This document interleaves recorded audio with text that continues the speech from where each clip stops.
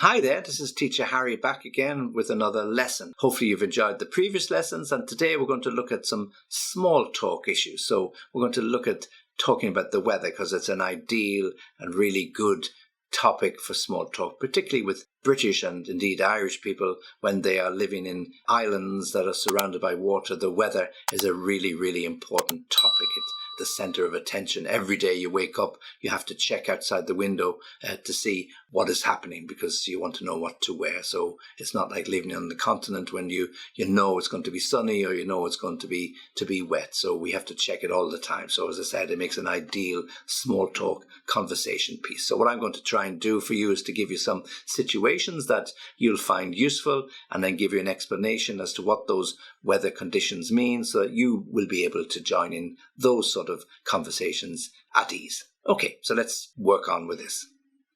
So first of all, I'm going to give you 4 situations which will be questions you can ask about weather conditions. So for example, what's it like outside?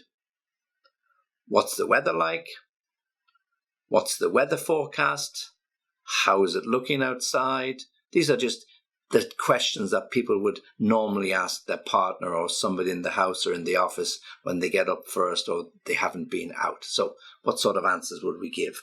Well, what's it like outside? Well, it looks like it always does, wet and dull or wet and raining, okay? Or what's it like outside? Actually, it's not so bad today. The sun is shining. So, give you an indication that you can go out perhaps without a heavy coat or a light jacket. Yeah. What's the weather like? Well, the response to that would be, well, what do you think? Can you hear the rain? It's hitting off the roof of the house, so it's a bit obvious. So what's the weather like? Well, it looks the same as it's been for the last few days. It looks a little bit settled, yeah? So perhaps it's not so bad after all. What's the weather forecast? So this means, have you heard or have you read or have you seen? What are they forecasting? Well, the forecast is today for rain about midday or wind or sunshine or whatever you've heard. But you know yourself, you can't believe the weather forecast. They always get it wrong. So that again is a very typical reaction we'd get. So if somebody says, have you heard the weather forecast? Well, I don't bother listening to that because it's always wrong. So again, another reaction that you typically hear in conversations in Ireland and the UK. And then, as I said, how does it look means, well, when you pull back the curtains or you lift the blind or you look out of the window, you say, how does it look? Meaning, what's the weather like? Well, the wind is blowing, it looks a little bit cold to me, so I think you need to put your jacket on, or it looks a little bit wet to me. It could be a day for the umbrella, or if it's really raining and really heavy, you could be saying, well, I think it's a day for the wellies, yeah, and the wellies are the Wellington boots, the rubber shoes that we have to put on to protect our feet from getting very, very wet in our wet conditions. Okay, so it could be a day for the umbrella, or it could be a day for the brolly. A brolly is another word we use in English. So the umbrella is what we put up to protect ourselves from the rain, and the brolly is exactly the same. And in England, we have these little fold-up brollies that you can put inside a pocket in your jacket, or a woman can put into her handbag, or the old-fashioned umbrella that you can hang down with that wooden handle from your arm. You're walking along the street with your umbrella. So it's a day for the brolly, a day for the umbrella, or if it's really bad, as I said, a day for the wellies, or what we call the Wellington boots, the rubber boots that we wear to protect our shoes and our feet.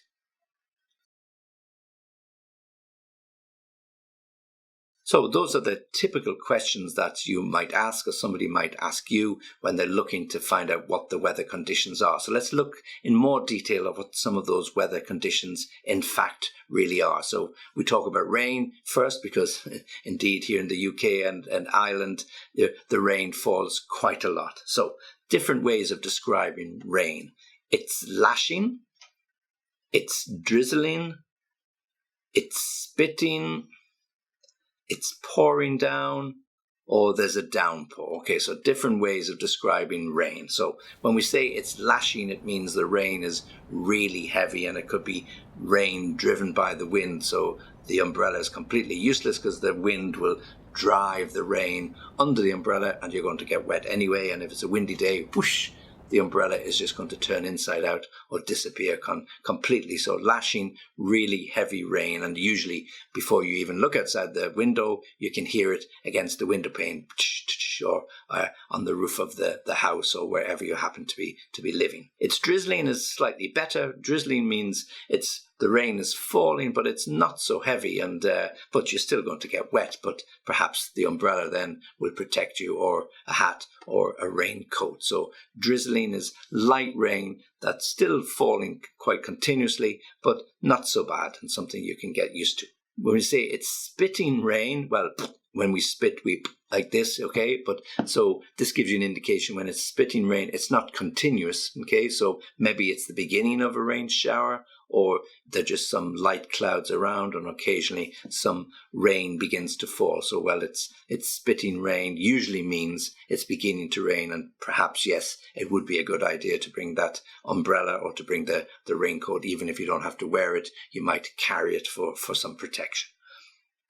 Pouring down and downpour, well, these both suggest that the rain is really, really heavy. So you look outside the window, it's pouring down with rain, or it's just pouring down, meaning the rain is coming down really heavily on the windows, in the puddles on the street outside, whatever it might be. It's pouring down, like taking a glass. If I took my glass of water and I pour it out, pouring down is the action that you get. Or if it's a downpour, means it's a sudden heavy fall of rain, like a tropical cloudburst, and a downpour means it happens for quite a long period of time, but then it stops. So there's a downpour, and then you can go out, as we used to say, run between the rain clouds, and it stops, and you can run to the shops and come back before hopefully there's another downpour and you get very, very wet.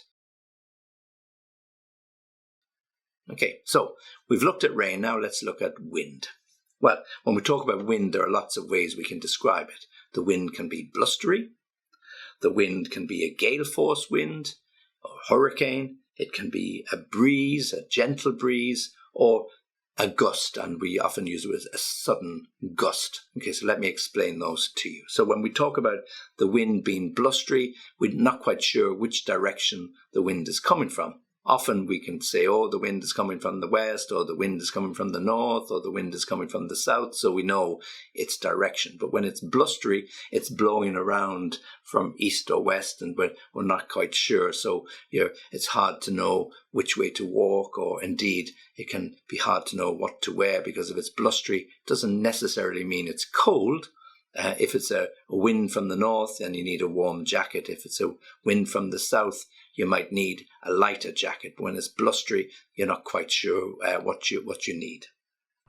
If it's gale force or hurricane, well, you know then that the wind is really, really strong. And so no matter which direction it's coming from, it's going to be very, very strong. It's going to be hard for you to hold an umbrella, because it'll certainly be blown away, or at worst inside out and damaged. And if it's gale force, you've got to hold your jacket around you so that the wind doesn't whip it off and get you to be feeling cold. Okay, so gale force winds, head down, and you're marching into the wind to protect yourself. So those really strong winds that you see from pictures of America, where there are lots of hurricanes around this time of the year. So gale force means blowing very, very heavily. So it could be 60, 70, 80 kilometers an hour, or even higher and stronger.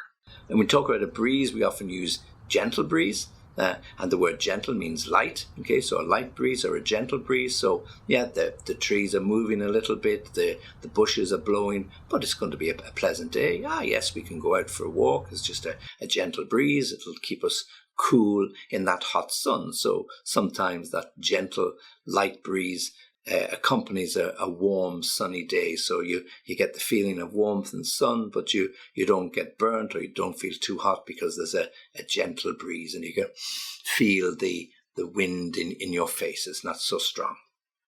And then gusts are sudden bursts of wind, so it's not continuous, so it's whoosh, a gust. So if you leave the door open or the window open, a gust of wind will come through the house and the door will bang. Bonk. Yeah, okay, so somebody will shout, close the window, there's a gust. Yeah, so the gust of wind. Or if you're looking out of the window and suddenly the wind blows and all the leaves on the ground blow up, or the papers that might be on the ground swirl around a little bit, that can be because of a gust of wind. So you can be walking along quite pleasantly and there's a sudden gust of wind that might be a little bit uncomfortable. Or indeed, if you're on a bike and you're cycling along nicely and then suddenly there's a gust of wind and your bike wobbles a little bit, or it makes it a little bit difficult for you to get up that particular hill or incline. So that can be a gust.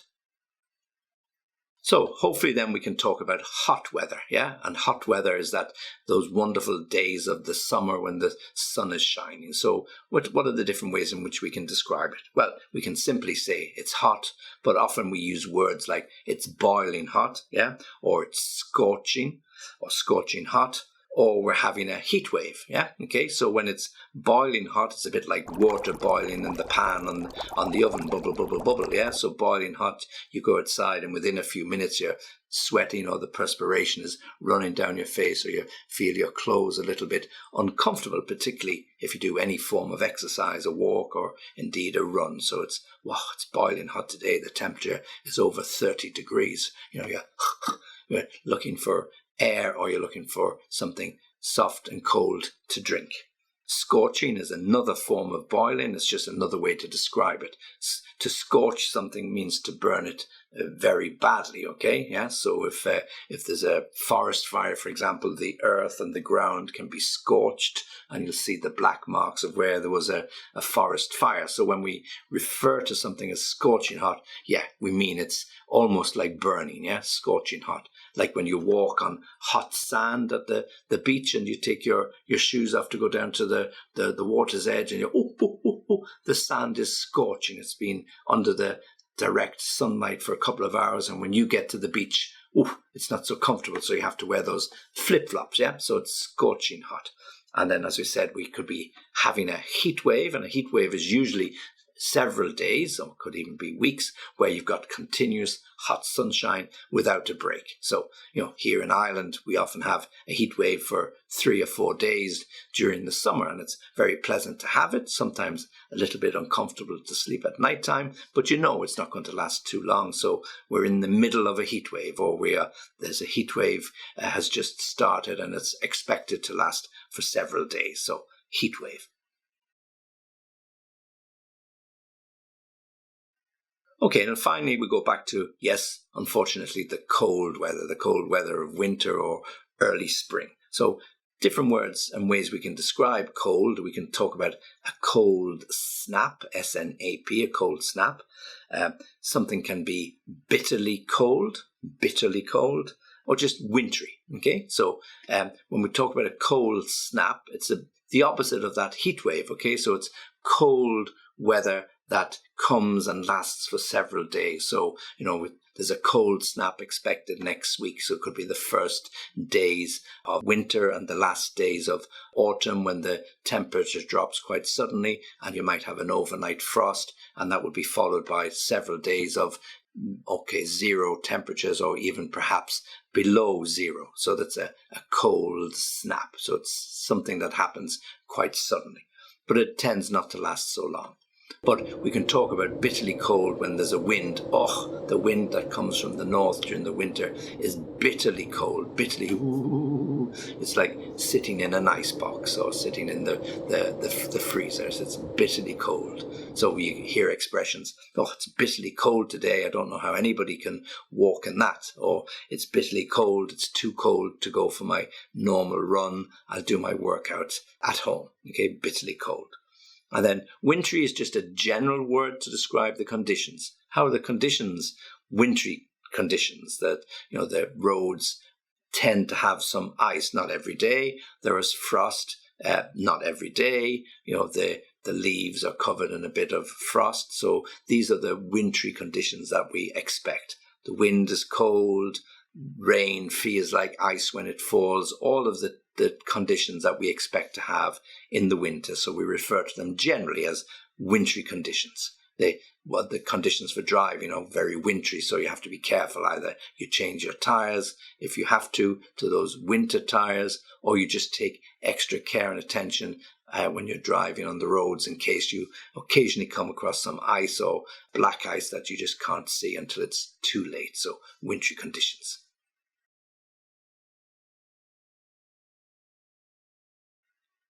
Okay, so I've covered there situations and the words that we'd use when we're asking about the weather. We've spoken about the rain. We've spoken about when it's hot or there's a heat wave.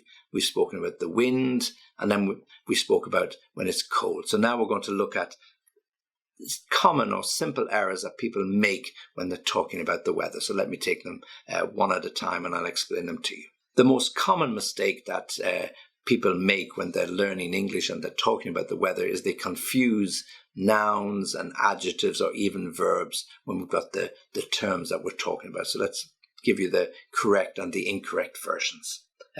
For example, how's the weather? Sorry, ask the question, how is the weather? It is snow. That's incorrect. It is snowy or it is snowing would be the correct answer. So how's the weather?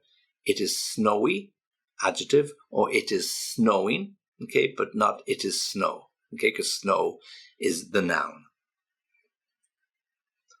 What's it like out or what's it like outside? Again, could be another question. What's it like out? Meaning when you go out, or what's it like outside? Okay, so simple question, and the answers could be it is rain, incorrect. It is rainy, or it is raining. Again, the correct answers. It is rainy as an adjective. It is raining as the verb, but not it is rain. Yeah. You could say there is rain falling, yeah, but that's a little bit too formal. So normally you say, oh, it's rainy or it is raining, yeah? Okay, so just be very careful to get the correct response. And you have to do that with all of those nouns and adjectives and verbs. So it's the same if I asked you, how's the weather? Oh, it's sunny. Yeah, it's sunny, not it is sun. Or, if I say to you, oh, the sun is shining, you don't say it is shiny. Yeah, because that would usually refer to a light. It's very shiny, but the sun is shining. Yeah. Okay, or there is sunshine, there's lots of sunshine. So be really, really careful how you use those nouns and adjectives and verbs and not to fall into the trap of the simple mistakes.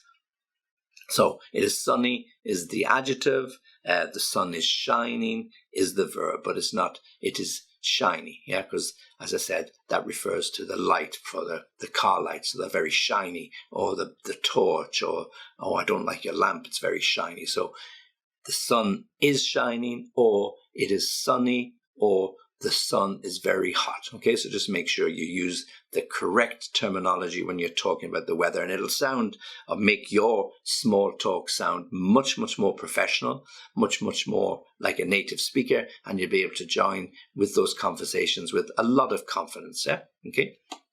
Okay, so that's the small talk pieces in relation to the weather. As I said at the beginning of this particular lesson, weather is a very, very popular topic with those people living in Ireland and the UK in particular, but also people on the continent, because if they don't know what to ask you or they don't know how to start a conversation, well, they want something, as we call it, an icebreaker, and that's usually about the weather because it's non-committal, it's not going to upset anybody, but it gets somebody to ask a question and answer it to start the conversation. So, how's the weather today? Or what's the weather like in your country? Or how's the weather where you are? Or what's it like outside? Or, is it really wet? So lots and lots of ways to get you involved in that conversation. And the best thing for you to do is to practice, not to be worried if you make a little bit of a mistake, because when you're talking about rain or sun or wind or hot or cold, it's hard to make too many mistakes, but just try and remember, as I set out in this,